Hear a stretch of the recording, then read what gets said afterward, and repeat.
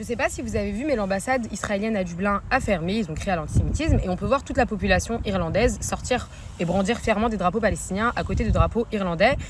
Parce qu'en fait, tout simplement, l'histoire de l'Irlande se rapproche énormément à celle de la Palestine et ils peuvent s'identifier aux restrictions et à la discrimination systémique que les Palestiniens subissent et qu'ils ont subi en fait lorsqu'ils étaient colonisés par la Grande-Bretagne. Déjà, la responsabilité de la Grande-Bretagne sur la colonisation palestinienne n'est plus approuvée. On le sait, c'est eux qui ont décidé de donner une terre qui était déjà occupée, qui avait déjà une population à d'autres personnes.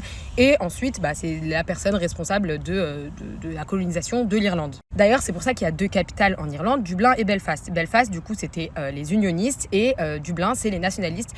Donc, d'un côté, on avait les protestants et les catholiques parce que c'était une répression extrêmement violente par rapport aux catholiques. Et si on ne peut pas parler d'une apartheid au sens strict du terme comme en Afrique du Sud, il y avait pas mal de codes et de caractéristiques propres à une apartheid que les Irlandais ont vécu. Par exemple, jusqu'aux années 1960, les catholiques n'avaient pas du tout les mêmes droits que les protestants. On parle de personnes qui on leur a pris leur terre, ils n'avaient pas l'accès à l'emploi, pas l'accès aux soins, pas l'accès au travail, qui était complètement et en fait automatiquement discriminés. Donc vraiment une discrimination systémique, chose que les Palestiniens vivent.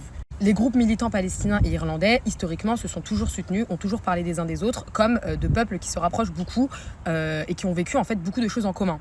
Il faut comprendre que l'Irlande, lorsqu'elle était colonisée par la Grande-Bretagne, a subi d'énormes pertes. C'était des centaines de milliers de morts. Et c'est-à-dire que ce soit la Grande Famine, où on parle d'un État qui a littéralement fait des répressions économiques parce qu'il forçait ces personnes à exporter de la nourriture alors qu'eux-mêmes mouraient de faim. Mais aussi la marginalisation du peuple irlandais et aussi des répressions culturelles. Il y avait une tentative limite d'effacer leur identité. Encore une fois, chose qui se rapproche énormément de ce qui se passe en Palestine et du peuple palestinien. Il y a toujours eu beaucoup de parallèles qui ont été faits entre les peuples natifs américains, canadiens, australiens, etc. Et le peuple palestinien, comme exemple, entre guillemets, de ce qui se passe quand on ne fait rien et à quel point on en arrive à ce que ces personnes-là soient complètement nettoyées ethniquement et que dans leurs terres natives n'ont même pas les mêmes droits. On rappelle qu'en Australie, il y a certaines personnes qui sont des peuples natifs jusqu'au jour d'aujourd'hui qui n'ont pas les mêmes droits qu'un Australien. C'est quand même la folie. Mais l'Irlande, on peut aussi en parler comme d'un très grand rapprochement avec le peuple